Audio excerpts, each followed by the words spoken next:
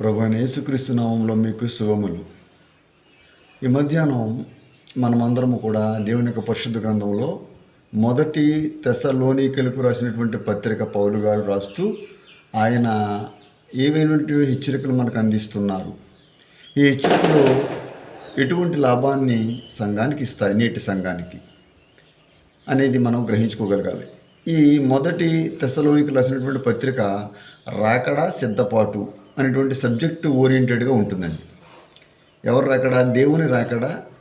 దేవుడు రాకడ కొరకు సంఘము ఎలాగా సిద్ధపడాలి అనే దాని విషయాల్ని ఎక్కువగా తెలియజేస్తున్నది. ప్రతి పత్రిక ఒక్కొక్క కాన్సెప్ట్ని తెలియజేస్తూ ఉన్నది.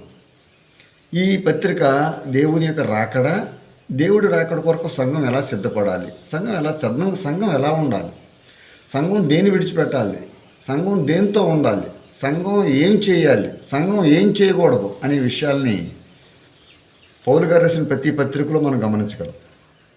మొదటగా చాలామంది పాత నిబంధన గ్రంథంలో ఉన్నటువంటి కథలను లేకపోతే చిన్న చిన్న ఉపమానాలను తీసుకుని వాటిని ధ్యానించుకుంటారు. అవి మంచిదే, అవి కూడా మనకు అనేక విషయాలను నేర్పిస్తాయి. నేను ఒప్పుకుంటాను, సర్వ సమాజం ఒప్పుకుంటుంది. కానీ మరి లోతైన మర్మాలు తెలుసుకోవాలంటే ఇటువంటి పత్రికల్ని మనం హైడ్ చేయకూడదు, అంటే దాయకూడదు, అంటే పక్కన పెట్టకూడదు. వీటిలో అనేక మర్మాలు, అనేక సత్యాల్ని దేవుడు మనకు నేర్పిస్తారు. పౌలు గారు పత్రిక రాస్తూ ఈ యొక్క సంఘానికి రాసినటువంటి మాటలు మనం ధ్యానిస్తున్నప్పుడు మొదటి అధ్యాయం, the first chapter of Thessalonians 10th వర్డ్స్లో, అంటే 9, 10 కలిసే ఉంటాయి. ఈ 9, 10 వచనాలు కలిపి చదువుతున్నాను. మీ యొద్ద మాకు ఎట్టి ప్రవేశం కలిగనో అక్కడ జనులు మమ్మల్ని గురించి తెలియజెప్పుచున్నారు.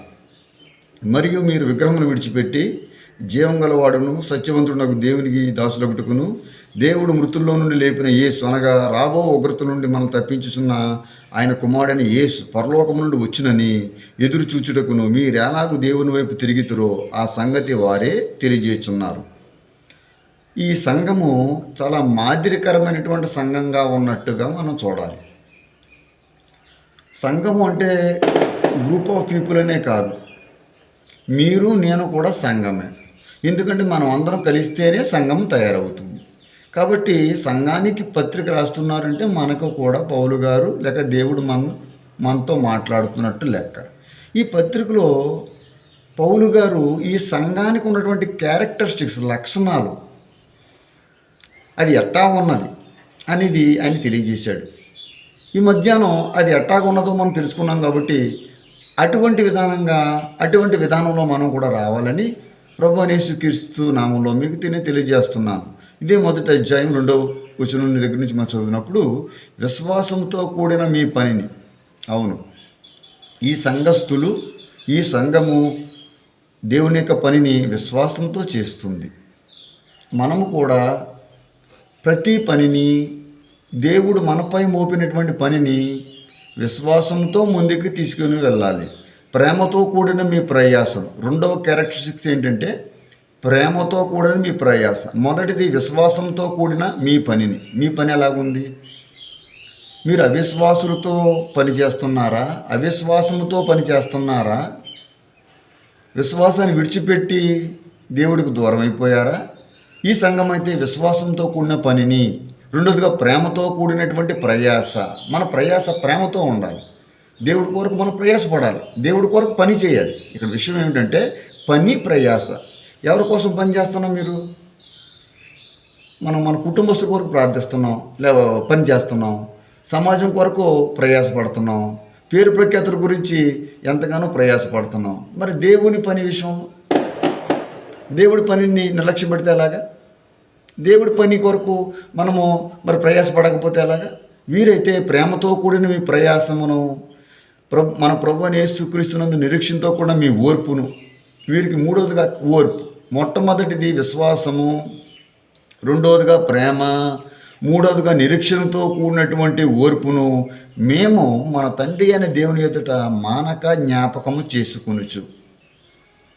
వీరికి ఉన్నటువంటి లక్షణాలను వారు గుర్తు చేసుకుంటున్నారు. పౌలు గారు అంటాడు, పౌలును తెస్సలోనికల సంఘానికి పౌలును, సిల్వానును, తిమోతియును శుభమని చెప్పి రాస్తున్నాము.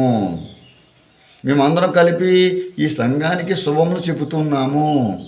ఎందుకు మిమ్మల్ని మేము మానక జ్ఞాపకం చేసుకుంటున్నాం? ఎందుకు మీరు విశ్వాసంతో పని చేస్తున్నారు, మీరు ప్రేమతో ప్రయాసపడుతున్నారు, మీరు నిరీక్షణతో కలిగిన ఓర్పును మీరు కలిగి ఉన్నారు. నేను అడుగుతున్న ప్రశ్న, నేటి సంఘానికి ఇవన్నీ కూడా కావాలి. సంఘం అంటే సంఘంలో ఉన్న సభ్యులందరూ, అది చిన్న సంఘమైనా పెద్ద సంఘమైనా, పెద్ద దైవజనుడైనా చిన్న దైవజనుడైనా, అమెరికన్ అయినా లేకపోతే బ్రిటిష్ వ్యక్తి అయినా సరే, ఏ వ్యక్తి అయినా సరే ఈ లక్షణాలను కలిగి, అంతేకాదండి 6వ వచనం దగ్గరకు వచ్చేటప్పటికి పరిశుద్ధాత్మ వలన కలుగు ఆనందముతో గొప్ప ఉపద్రవమునందు మీరు వాక్యమును అంగీకరించి మమ్మును ప్రభువును పోలి నడుచుకున్న వారు అయితిరి. ఎంత చక్కగా మాట్లాడుతున్నాడండి ఆయన. అంటే వారికి ఉన్నటువంటి లక్షణాలని వారికి తెలియజేస్తున్నాడు. ఎంత మంచి లక్షణాలు మీరు కలిగి ఉన్నారు అంటే అంత మంచి లక్షణాల్లోకి మనం కూడా రావాలని పరిశుద్ధాత్మ దేవుడు ఈ మధ్యాహ్నం మనం కోరుకుంటున్నాడు. ఏ విధంగా ఉన్నారట? వాక్యమును అంగీకరించి. ఏ సమయంలో? గొప్ప ఉపద్రవమునందు, కష్టాలలో, ఇబ్బందుల్లో, ఇరుకులో దేవుని విడిచిపెట్టక గొప్ప ఉపద్రవాల్లో కూడా వాక్యమును అంగీకరించి, ఇంకా కిందకి వెళ్ళినప్పుడు మీ యొద్ద నుండి ఎందుకనగా 8వ వచనం, ఎందుకనగా మీ యొద్ద నుండి ప్రభు వాక్యము మాసిదోనియలో అకయలోను మ్రోగెను. ఆమేన్. ఈ సంఘము నుండి వాక్యము ఇతర సంఘాలలో, ఇతర సమాజములో, బాహ్య సమాజంలోనికి వెళ్ళి అక్కడ వాక్యము మ్రోగిందంట. ఈరోజు మన ఇళ్లలో టీవీలు మోగుతున్నాయి, ఈరోజు మన జేబులో సెల్ ఫోన్లు మోగుతున్నాయి, ఈ రోజును ప్రతి బెడ్రూమ్లో ఆడియో సిస్టమ్ మ్రోగుతూ ఉన్నాయి. దేవుని రాకడకు గంటలు మ్రోగుతున్నాయి. ఆల్రెడీ ఒక 1 వీక్ బ్యాక్ ఇస్రాయేల్ రాజు గారు, ఇస్రాయేల్ దేశానికి రాజు అయినటువంటి వ్యక్తి నెతన్యాహు గారు ఏం ప్రకటించారు తెలుసా? నెక్స్ట్ మంత్ మార్చిలో ఎవరు వస్తారో తెలుసండి మీకు? మెస్సయ్య వస్తున్నాడని ఆయన ప్రకటించారు. మెస్సయ్య వస్తారని ఇప్పుడు ప్రకటిస్తున్నారు యూదులు. మెస్సయ్య వచ్చేసాడు కదా, మరలా మెస్సయ్య రావడం ఏమిటి? వారు ఏ మెస్సయ్య గురించి మాట్లాడుతున్నారంటే అంత్యక్రీస్తు గురించి మాట్లాడుతున్నారని సర్వ సమాజము గ్రహించుకోవాలి. ఈ మాటలను వింటున్న ప్రతి మీరు అనేక మందికి మీరు తెలియజేయాలి. ఆ మెస్సయ్య ఏ మెస్సయ్య రాబోతున్నాడని చెప్పారో ఆ మెస్సయ్య ఆల్రెడీ ఎప్పుడో వచ్చేసాడు. 2024 సంవత్సరాల క్రితమే. యోహాను సువార్త 1వ అధ్యాయం 2వ అధ్యాయం 3వ వచనాల్లో మెస్సయ్య గురించి చాలా చక్కగా వివిధ రకాల సంఘటనలు మనం చూస్తూ ఉన్నాము. మెస్సయ్య ఆల్రెడీ వచ్చి ఈ లోకానికి రక్షణ అందించారు. మరి వీళ్ళకి ఏం మెస్సయ్య కావాలి? మోసపరిచే వ్యక్తి, అంత్యక్రీస్తు, యాంటీ క్రైస్ట్. జాగ్రత్త. మనమందరము చాలా చక్కనటువంటి వివేకాన్ని కలిగి ఉండాలి. ఈ సంఘం అయితే వాక్యాన్ని అంగీకరించింది, ప్రభువును పోలి నడుచుకుంది. మమ్మల్ని కూడా మీరు పోలి నడిచారు అని పౌలు గారు వాళ్ళని మరి చాలా చక్కగా అతిశయంగా వాళ్ళని బట్టి అతిశయపడుతూ చెప్తున్నాడు. మీ యొద్ద నుండి ప్రభు వాక్యము మాసిదోనియలోను అకయలోను ఏమైందట? మ్రోగింది. దేవుడికి స్తోత్రం. ప్రతి స్థలమునందు దేవుని యొడల ఉన్న మీ విశ్వాసము వెల్లడి ఆయను. అంతేకాకుండా అక్కడ మాత్రమే కాక ప్రతి స్థలమందు, 6వ విషయం, ఈ సంఘానికి ఉన్నటువంటి 6వ లక్షణం, ప్రతి స్థలమందు దేవుని యొడల మీ విశ్వాసము వెల్లడి అయింది. ప్రతి స్థలములో మీకున్న విశ్వాసము సమాజానికి వెల్లడి పరచబడాలి. This characteristic must be in every Christian. ప్రతి విశ్వాసిలో, ప్రతి బిలీవర్లో ఈ యొక్క లక్షణము ఉండాలి. ప్రతి స్థలములోను, ప్రతి స్థలమయందు దేవుని యొడల మీ విశ్వాసం వెల్లడి అయింది. చాలామందికి అనేక రకమైనటువంటి విశ్వాసాల్లో ఉంటూ ఉన్నారు. చాలామంది క్రైస్తవులు మూఢ విశ్వాసాల్లోకి, మూఢనమ్మకాల్లోకి వెళ్ళిపోతున్నారు. చేతులకు బ్యాండ్లు వేసుకుంటున్నారు, వాళ్ళు ఇచ్చినవి వీళ్ళు ఇచ్చినవి కర్చీఫ్ లాంటివి కట్టుకుంటున్నారు. ఇది అపోస్తులమని చెప్పుకునేవారు కొందరు, అపోస్తలుల బోధ మేము బోధకులమని చెప్పుకుంటున్నారు కొంతమంది. క్రీస్తుకు ప్రతినిధులని చెప్పుకుంటున్నారు. కానీ వారిలో నిజమైనటువంటి సువాసన లేదు. ఈ మధ్యాహ్నము దేవుడు మీతో మాట్లాడుతున్నాడు. కిందకు వచ్చేటప్పటికి 7వ లక్షణం గురించి నేను మాట్లాడుతున్నాను. 7వ లక్షణము, మీరు ఎలాగూ దేవుని వైపు తిరిగితారో ఆ సంగతి వారే తెలియజేస్తున్నారు. ఎలాగ దేవుణ్ణి వైపుకు తిరిగారట? విగ్రహాలను విడిచిపెట్టి. ఎగ్జాక్ట్లీ నిన్నటి రోజు రాత్రి నేను వాక్యాన్ని చెప్పాను. ఒక గాస్పెల్ మీటింగ్లో, స్ట్రీట్లో జరిగినటువంటి గాస్పెల్ మీటింగ్లో ఎజ్రా గ్రంథం 9వ అధ్యాయం 2వ వచనంలో చూసినప్పుడు ఆ యొక్క ఎజ్రా గారు అంటారు, మీరు తమ్మును తాము వేరుపరుచుకొనక వారు చేయు అసహ్య కార్యములను తామే చేయొచ్చు. చక్కగా, చాలా చక్కగా మాట్లాడుతున్నాడు. మీరు ఆ దేశపు జనులతో కలిసి కొనేవారు అయితిరి. 9వ అధ్యాయం Ezra, book of Ezra 9th chapter 2nd and 3rd వర్సెస్లో మీరు వారితో కలిసిపోయారు, మీరు వేరుపరుచుకోలేదు.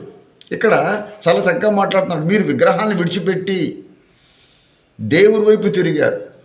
ఈరోజు మనం లోకాన్ని విడిచిపెట్టాలి, డబ్బును విడిచిపెట్టాలి, పేరు ప్రఖ్యాతులను విడిచిపెట్టాలి. ఎవరి వైపు తిరగాలి? దేవుడి వైపు తిరగాలి. రాకడ కొరకు సిద్ధపడాలి. దేవుడు రాకడ త్వరలో రాబోతుంది. ఆయన మేఘాల మీద రాబోతున్నాడు. ఆయన సంఘాన్ని ఆయన తీసుకెళ్ళిపోయే రోజు వచ్చింది. సిద్ధపడుతున్నారా? ప్రియులారా, మీరు మాతో కలిపి ప్రార్థన చేయండి. నేను మీ అందరి కొరకు ప్రార్థిస్తున్నాను. ఈ వీడియోని వీక్షించిన మీరందరూ కూడా ఈ వీడియోని సబ్స్క్రైబ్ చేయడమే కాకుండా దీన్ని అనేక మందికి ఫార్వర్డ్ చేసి దేవుడి మహిమార్థమై గొప్ప కార్యాలు అనేక మంది జీవితాలలో జరుగునట్లుగా మీరు చేయగలరని నేను కోరుకుంటున్నాను. ఎందుకంటే మాటతో మాత్రమే కాక శక్తితో, పరిశుద్ధాత్మతోనూ, సంపూర్ణ నిశ్చయతోనూ మీ వద్దకు వచ్చిన సంగతి మాకు తెలియను. మా సువార్త, పౌలు గారు అంటున్నారు ఇదే సంఘానికి ఇదే అధ్యాయంలో, మా సువార్త ఎలా వచ్చిందంటే మాటతో మాత్రమే కాక, దేవుడికి స్తోత్రం, మాటతో మాత్రమే కాక శక్తితో, పరిశుద్ధాత్మతో, సంపూర్ణ నిశ్చయతో మీ వద్దకు వచ్చిన సంగతి. మేము కూడా దేవుని యొక్క సువార్తను మాటతో కాకుండా శక్తితో, పరిశుద్ధాత్మతో, సంపూర్ణ నిశ్చయముతో తెలియజేస్తున్నాం. పరిశుద్ధుడా వందనాలు, ఆశీర్వదించండి. ఈ మధ్యాహ్నం ఎవరైతే దేవుని యొక్క వాక్యాన్ని వింటున్నారో వారి మీదకి పరిశుద్ధాత్మ అభిషేకం తీసుకురండి. రోగులను బాగు చేయండి, స్వస్థపరచండి, వ్యాధిగ్రస్తులను ముట్టండి, బాగు చేయండి. యేసుక్రీస్తు నామములో అడిగి ప్రార్థిస్తున్నాను పరలోకపు తండ్రి. ఆమేన్. ఆమేన్. హల్లెలూయా.